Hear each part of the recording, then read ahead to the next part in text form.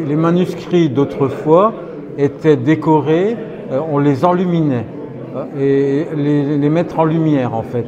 Et pour mettre en lumière un texte, eh bien, on y faisait de belles images. Et l'enluminure, elle vient de là, du mot enluminer qui veut dire mettre en lumière.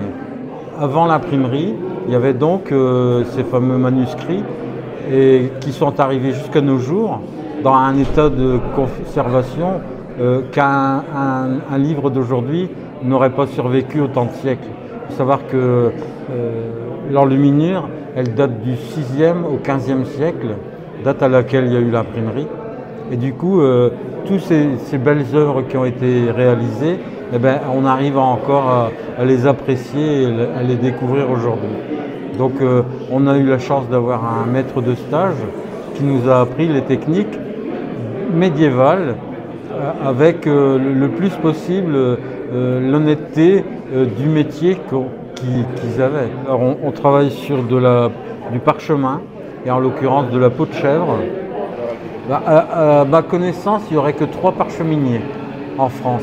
C'est des métiers qui sont très difficiles, puisque s'ils arrivent à vivre, c'est qu'ils exportent à l'étranger.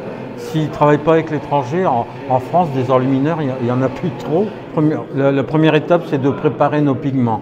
Nos pigments, on les prépare avec un liant. Alors là, vous avez les pigments.